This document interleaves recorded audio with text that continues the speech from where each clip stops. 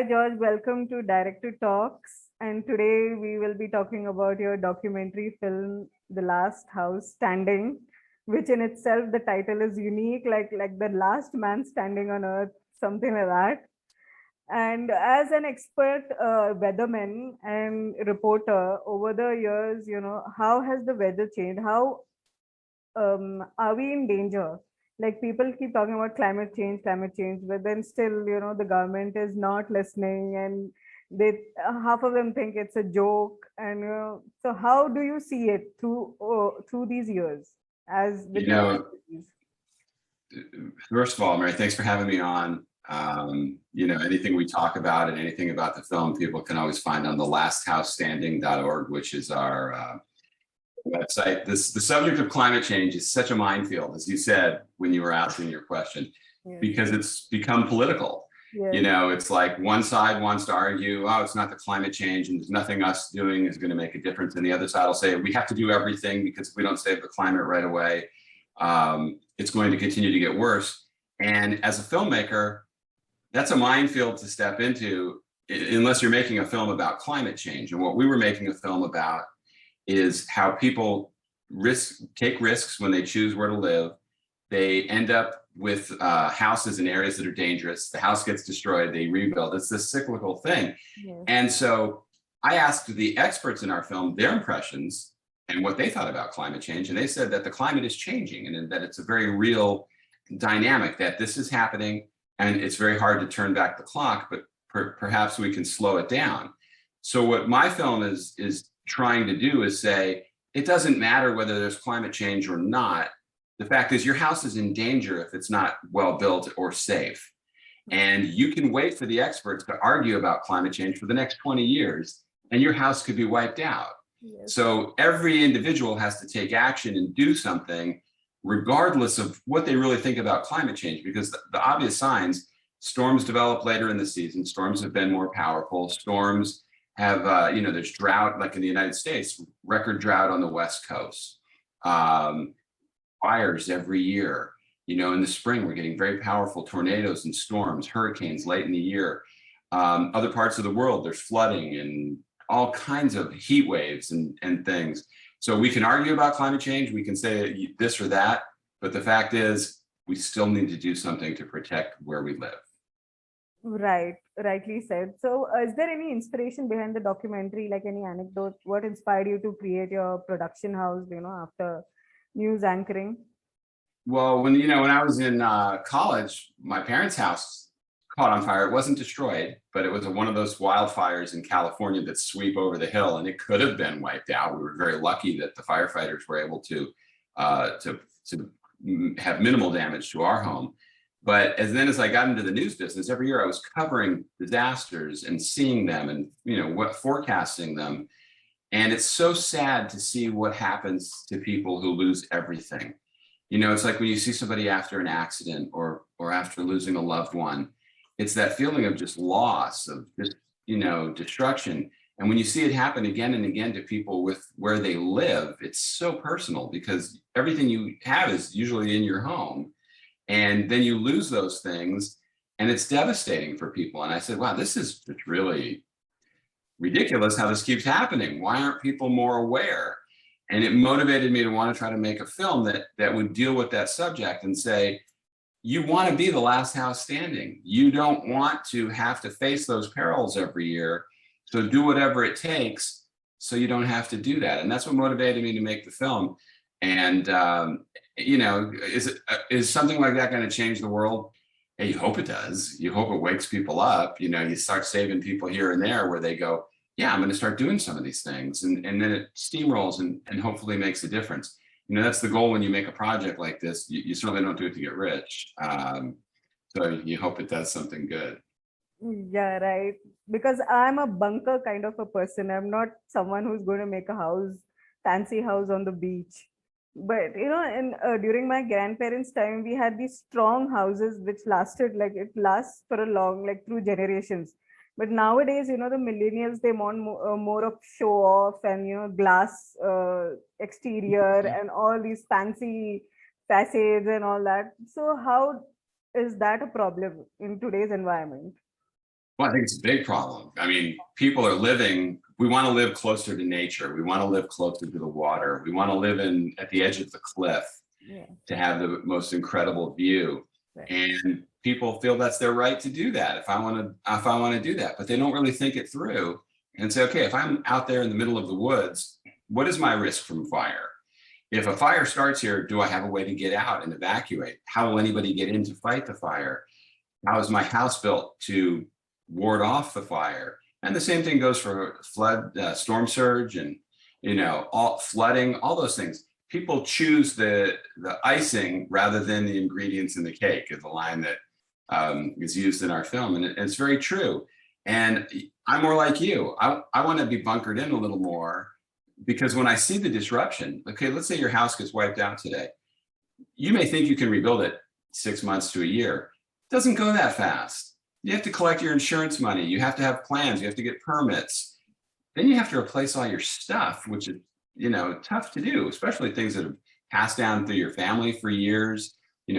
Stuff from your high school yearbooks, your kids' baby shoes, grandma's album. You don't get that stuff back. And, the insurance company doesn't care about that stuff. You can't put whatever they give you for it isn't going to be even close to what the value is to you. That stuff's irreplaceable. And it just disrupts your life. It could cost you your job. It could cost you time with your family. I mean, there's so many things that go into it that are a cost. So when you go, wow, it's going to cost me $20,000 more to build my house safe, factor in the cost of what happens if you don't build your house safe. Factor in all that time. Most people don't calculate their time going forward. They don't say, wow, if I spend the next 3 years putting my life back together, what's that going to cost me? And that may be the biggest cost of all. If you factor that in and just build your home right or fix it up the right way, you could avoid that. Right. So what, according to you, is the ideal home, like according to your research while filming and the documentary? I'm sorry, give me that. What was the question again? What is your ideal home, like according to your research and, the documentary, like whatever you have done? So according to that, yeah. That's a great question. And it really depends on where you live, right? That could depend on where you are. So an ideal home in Northern California might be one that is built properly to survive an earthquake. If you're in the woods, it has the right paint on your wood. It has the right soffits that are, where sparks can't get in and into your house. If you're building in a place like Florida, where I live, you should have a concrete home. There's people here that build with wood, and I think that's insane. They say they can do that now in a way that the walls are strapped on properly, but nothing is like a fortress built with concrete, in my opinion, from what I've learned from experts. So the ideal home to me is one that takes into account the disasters that could happen in the area and is built to survive those disasters. But most people don't think about that. And I guarantee you a lot of builders don't think about it because they build to code. But code will not survive a major storm. Code will survive the average storm that comes through, and they go, okay, our assessment is, for example, Mexico Beach, where we covered in the film, in 2018, Hurricane Michael just devastated that area, wiped them out. And I think the wind code at the time, what they were building to was 130 miles an hour. And the structures were really old. They were built years ago, just, a very charming beach community, but certainly not ready for a storm like that. Well, they changed the building code and changed it to 140 miles an hour. But the storm that wiped them out was a Category 5 hurricane. So they're not even rebuilding to withstand what destroyed them. And that to me is like, okay, I hope they're all okay. And it's such a nice area, such a beautiful place. But if somebody told me in my car, at 65 miles an hour, your airbag's not going to work. Well, maybe you got to give me one that works at 65. You got to account for what the disaster is and build to it.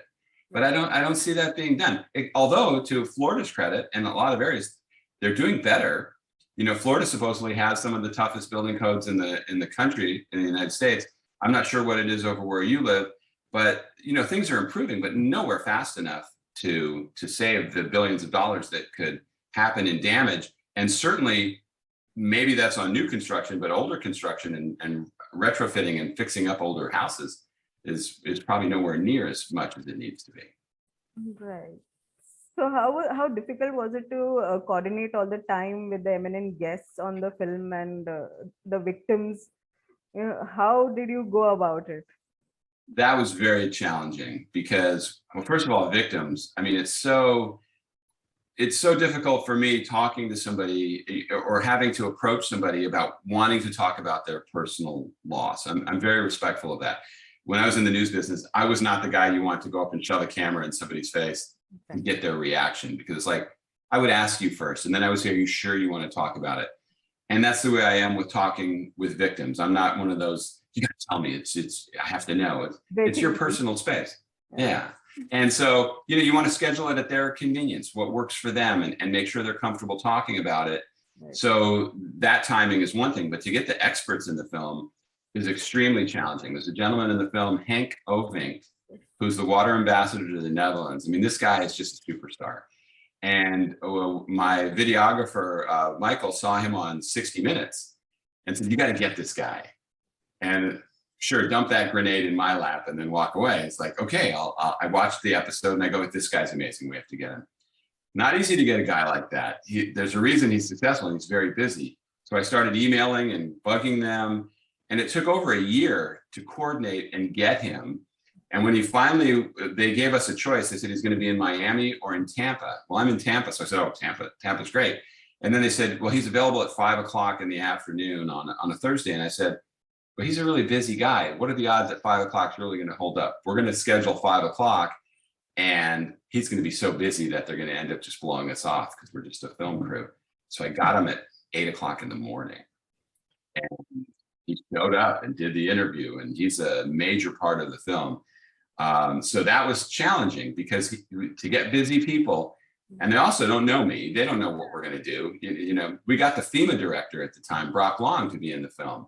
Now, FEMA doesn't normally do documentary films like ours because most people want to blast them for, when things don't go perfectly.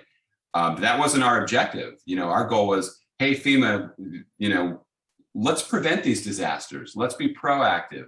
And they liked that message, so they let us in to talk to Brock, and he was terrific because he had so many insightful things to say. And that kind of goes down the line for all the different experts in there. Aris Papadopoulos, his passion is this kind of stuff, and so he made himself available to us, and he was a great resource for me to call and ask questions. The same with Joel May, who's also in the film, Tom Little. These guys care about the subject with a passion. So the experts like that are easier to get, the guys in the actual industry, because they know that what we're doing can only help the cause and what they believe in also. Right. So how has the last house standing changed the perspective of the masses? How will it give a wake-up call to the people? Well, we have to get the masses to see it. Yes. Where can they watch it? How can they? Well, they have to go to the lasthousestanding.org, which is our website. You can rent it right there on the website. It's available. It's also on public television stations, gradually rolling out in the United States. We're on different pay platforms. We're trying to get foreign distribution for the film because the message is universal. It really, it's not just a United States film. Although we deal with hurricanes and earthquakes and fires, so does everybody. Maybe they call it a typhoon or a monsoon, or there's another name for it in other parts of the world.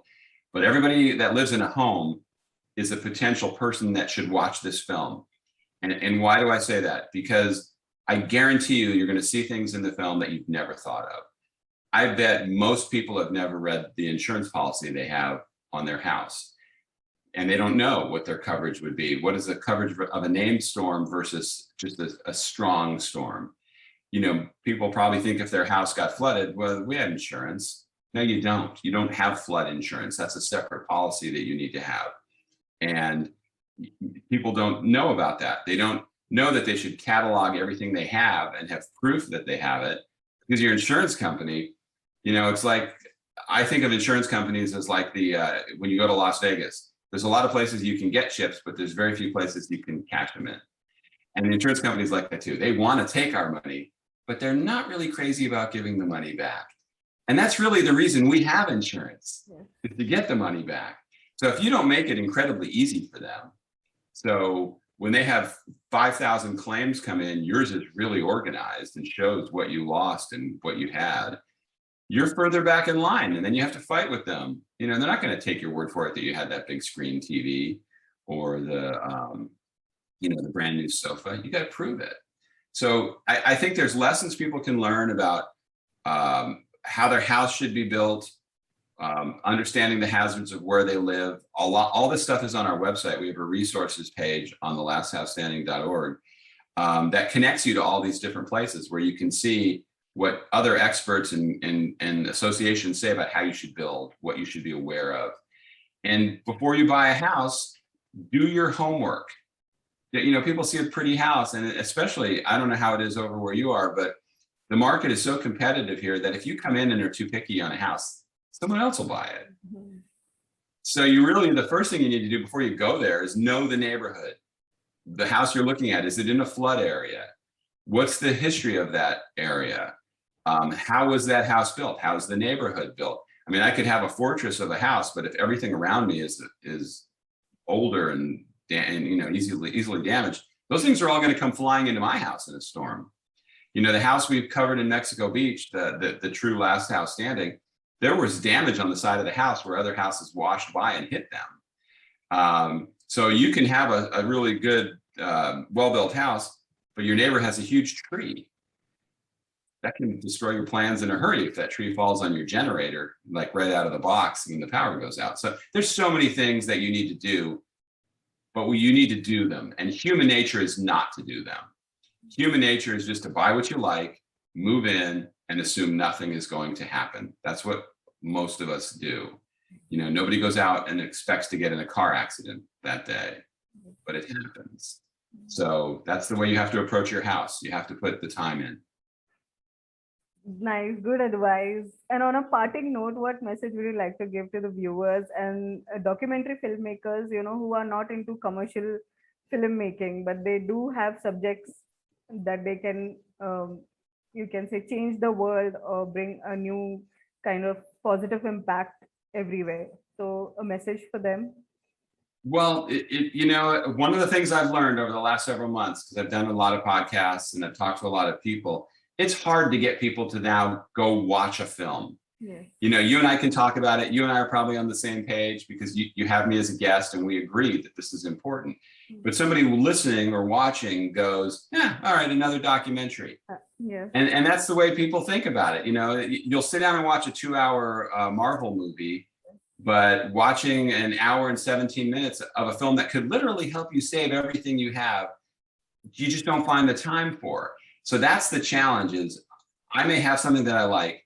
I want people to see it. I'm not going to get rich if people see it, because that's just not the way documentaries work. Nobody's going to give me $900 million like Reese Witherspoon got the other day.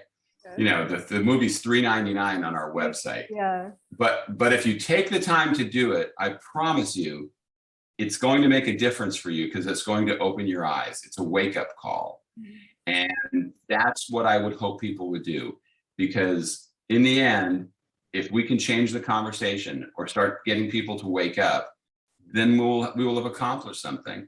But you can't, all you can do is get the message out. Now getting people to take that message and do something about it is not an easy thing to do. If it was, I would have had millions of people see the film already. And it's a slow build. It takes time. It's being exposed to an audience like yours that hopefully people go, yeah, I'm going to go check it out because I care. I want to be the last house standing, and it would be the best position to be in, as opposed to losing everything. Thank you so much, George, for being on my podcast. And it was wonderful talking with you with all your insights and research. And I hope people do watch documentary films as well to gain some insight and knowledge into their lives and change it probably. Thank you so much for being on my show.